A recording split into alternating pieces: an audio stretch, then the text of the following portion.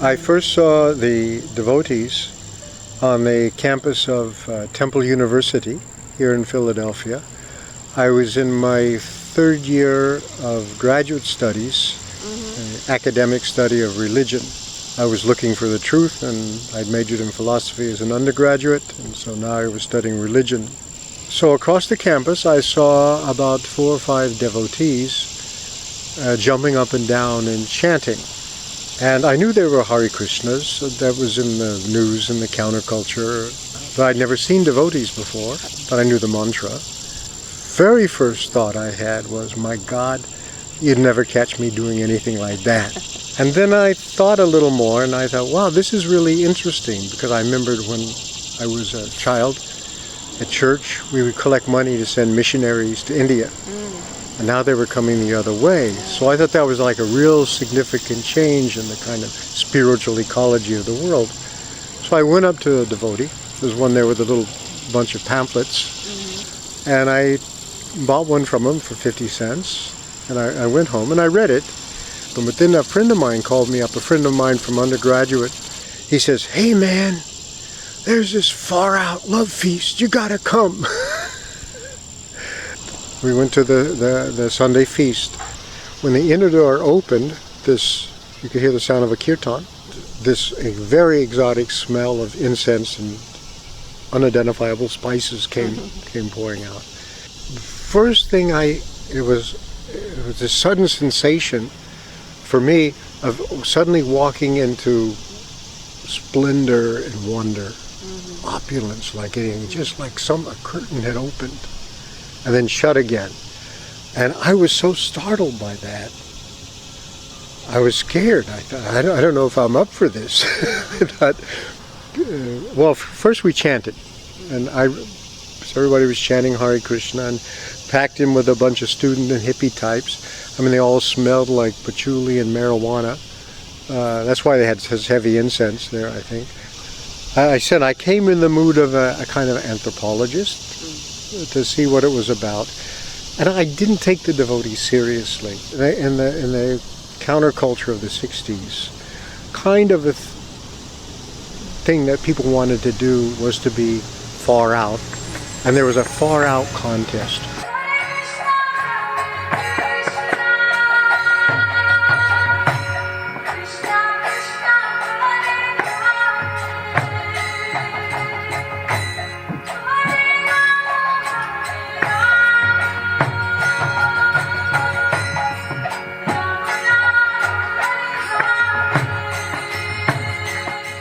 When did you first meet the Hare Krishna devotees? Well, that was back in 1970.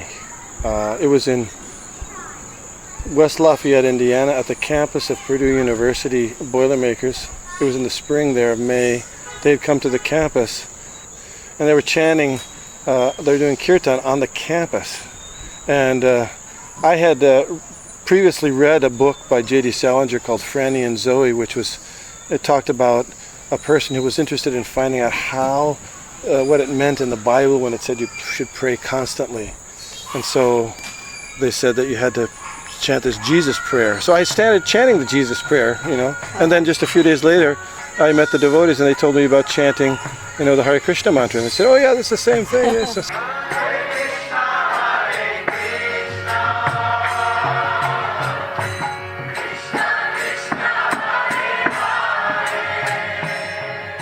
Well, my commitment to Krishna consciousness became very strong when I got a hold of the Isha Upanishad, Prabhupada's translation. It had just come out. At that time there was iSKCON Press in Boston. I had already studied Isha Upanishad, academic religious courses, and nobody knew what it meant. Even the translators said these verses are very obscure. And so here was Prabhupada with something I'd already read before, with his commentary. First of all, the language was really simple. It's not like the academic kind of language I was used to. It was very simple and very clear.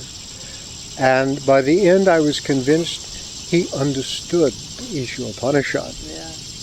And it had this effect of changing me from being an impersonalist to actually thinking that it might be theologically sound, philosophically sound that God is a person. You don't, let me backtrack, you don't think people who jump up and down in the street corners with tambourines and having a sophisticated theology. No. The Hare Krishnas had a very sophisticated theology. It was that interesting combination that you don't usually see in religion. It's either sentimentality or it's this kind of aloof academic stuff that has no feeling. So that's how I began to get involved. My wife got into it. We decided to have more association with devotees.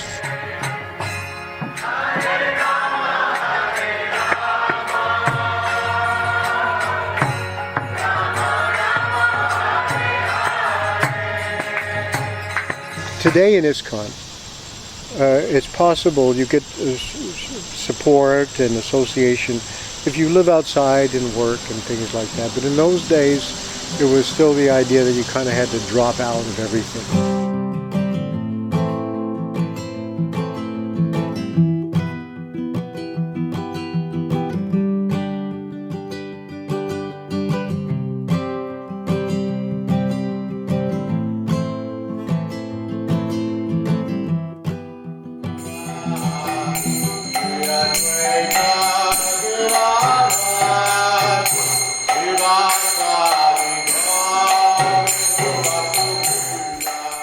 You moved to Philadelphia eventually, and now you're part of the community here.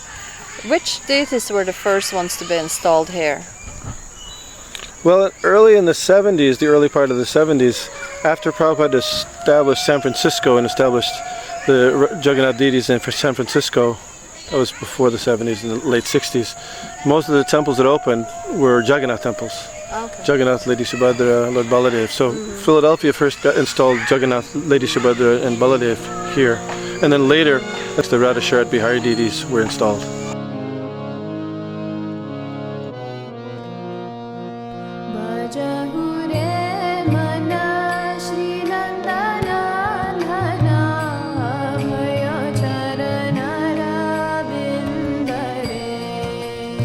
Yeah, initially, in early part of 70s, we had temple about 3 miles from this place, and at that place we had Jagannath Baladev Subhadra deity and Gaurnitai, and we had this new temple in 1976, and after 2-3 years we got Radha Sarad-Bihari. Srila Prabhupada came to other temple, not in this building but other building, in 1975 to attend Rath Yatra. Yeah, and he stayed there, and many devotees from all over the country came to visit him there.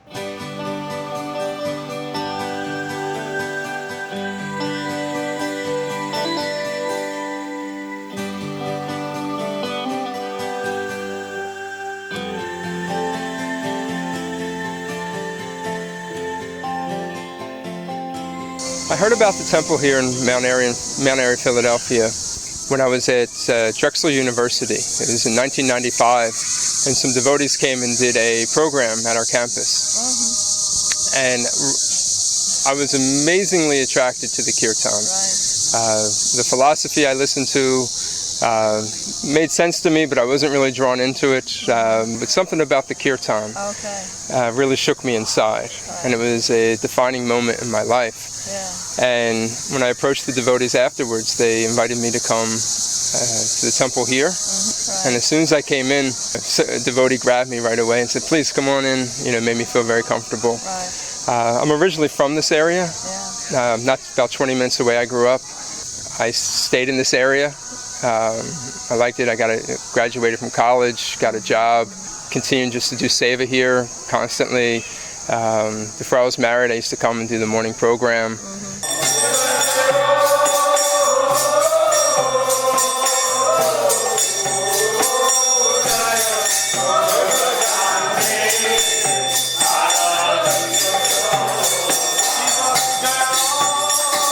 I first met Srila Prabhupada when he came to Henry Street, Brooklyn, part of New York, in July of 1971. I had joined the temple that March, the previous March, and Prabhupada hadn't come to New York for over a year, and so there were many devotees who were waiting to get initiated by him, and I was also fortunate to be involved in that, to be one of those people and become his disciple.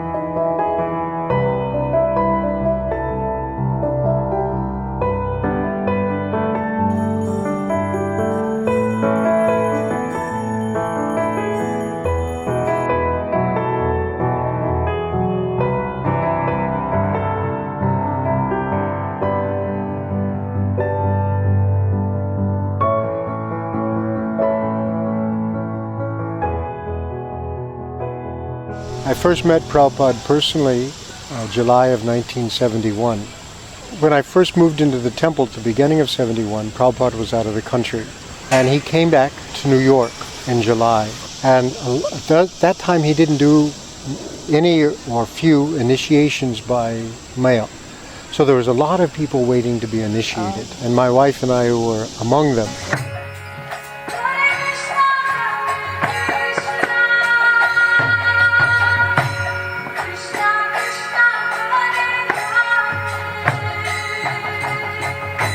You are also involved in the preaching at Govinda's restaurant and the city center in Philadelphia? There's a devotee, Hare Krishna. He took interest in me and took care of me in Krishna consciousness. He took time, answered the questions that I had, and I wanted to be, of service. I wanted to reciprocate with them. It was actually there that I went for the first time before I came to the big temple. In 2006, I went with Hare Krishna to Mayapur, in a little town outside of Mayapur, Bankura, and we brought back with us Sri Panchatattva. And so I also feel a very strong attraction to those deities and to that center. I felt that it was a part of a mission in my life to help bring them back and also to take care of them and bring devotees to them. So we do several outreach programs there.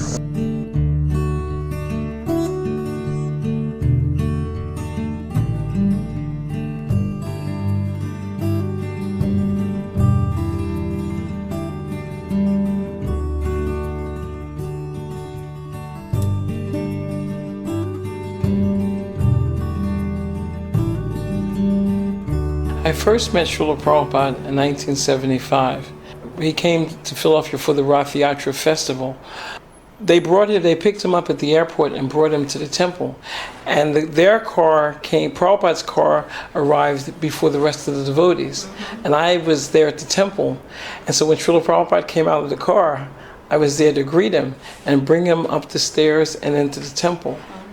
I met Srila Prabhupada really in his books.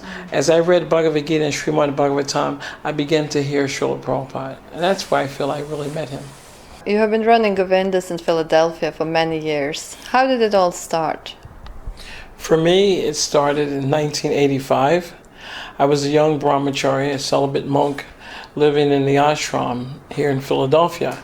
And I was asked to come downtown to do a preaching center above the restaurant. And so I did. And after some time, I began to do service there. And eventually, I was to take over the restaurant. After doing that, I decided that we needed to come up with different ways to increase our distribution and have different ideas of how to reach different people. So we did a buffet, full-service dining. In Philly, there's this very famous thing, Philly's famous for the chicken cheesesteak. So I said, I'll come up with a sandwich. And we began to make the chicken cheesesteak. Of course, it's vegetarian.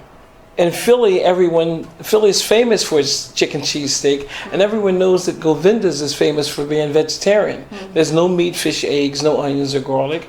So that's why we call it the chicken cheesesteak. But there's so many things that we've accomplished in doing that. The first thing is that when I look at that line and the firemen, one day the firemen, the policemen, and the construction guy, they were the first three in a long line. And then the students, they come because it's palatable. Yes. And later they come because there's so many benefits to eating. You become healthier. We also can protect the animals by doing this. Of course, we were still the first ones to do this. And now it's become so popular that so many other restaurants have begun to imitate what we've been doing. Some of them do a real good job.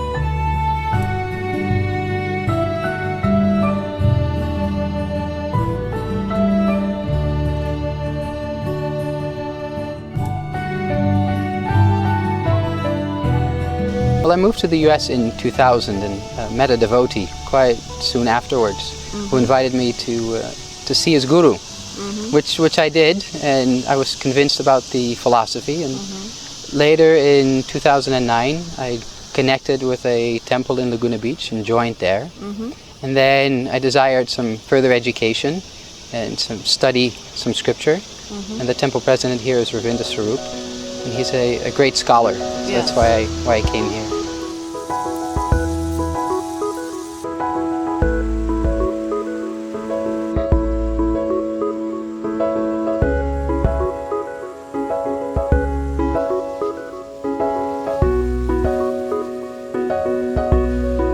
What do you like doing in the temple? I especially like cooking for the deities. I cook the evening offering twice a week, and it's simple, the dinner, but it's really, really sweet to do that.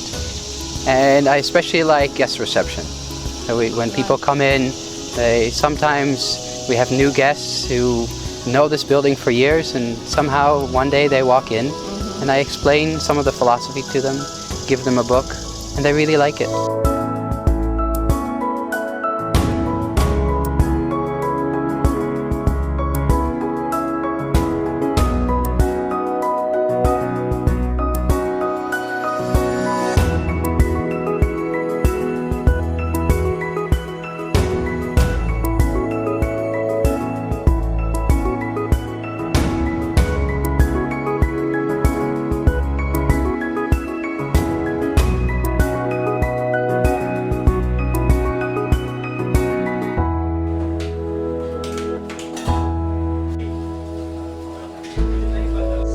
The Hare Krishna devotees, they remind me of Krishna. That's probably the most inspiring thing to me. They're carriers of bhakti.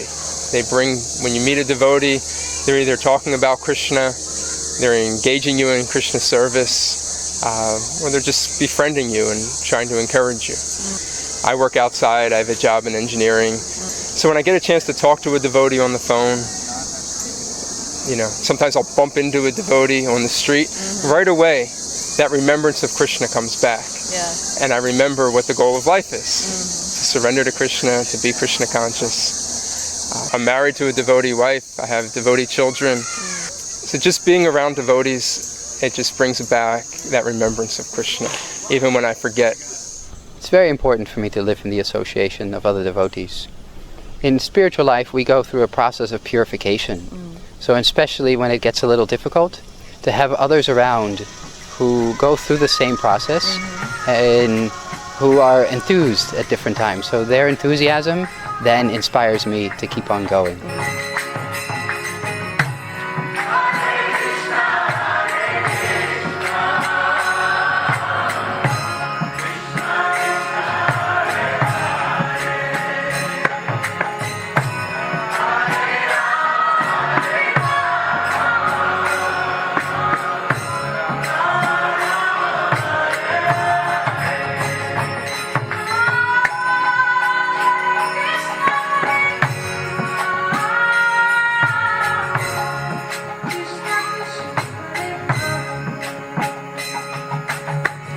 Srila Prabhupada especially inspires me through his books.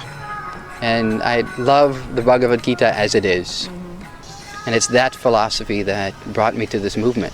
That every time I read it, I become enthused. And always fresh and new. Yes. And that is real transcendental knowledge. That it never grows old, it's ever fresh, and it's always invigorating. And that's what inspires me to do my service. How do you like to associate with other devotees? Well, one thing that I've been doing recently, which is really wonderful, is that every Thursday a small group of us have been reading things like the Krishna book and little Srila Prabhupada Lilamrita. And just when it's a small group of people, it's not formal, so many thoughts and ideas, and it's a wonderful way just to associate and really experience, a deep level of Krishna consciousness, and I really like that.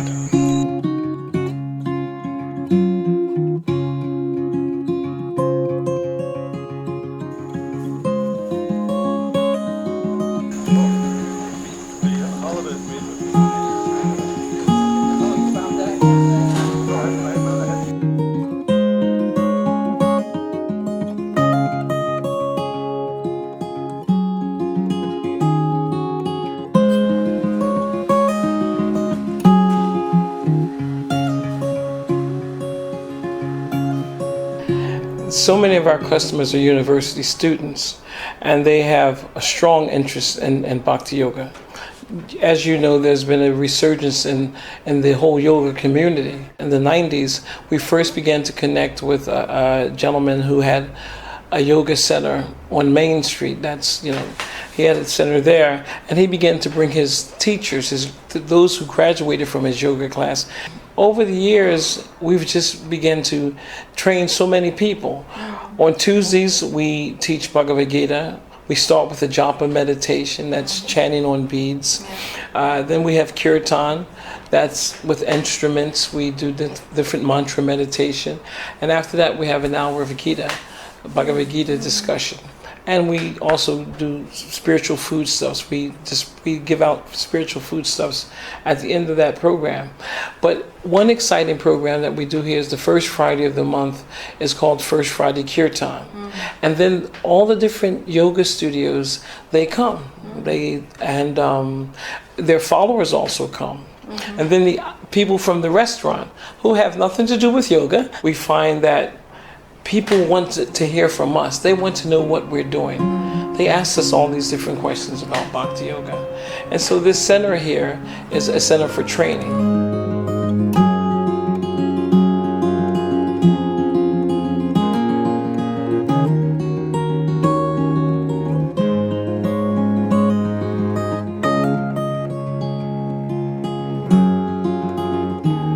What inspires you to be with the Hare Krishna devotees? Oh, that's a good one. The devotees bring the philosophy of Krishna consciousness alive. I honestly believe that there's no better people than the Hare Krishna devotees.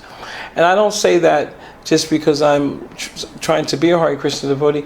I say that because as you look closely, these are people that will always help you. Even if you're disagreeing for some reason, they help you because the devotees always try to bring you closer and closer to the goal of life, to know, love, and serve Krishna. I don't want to be with anybody but the devotees.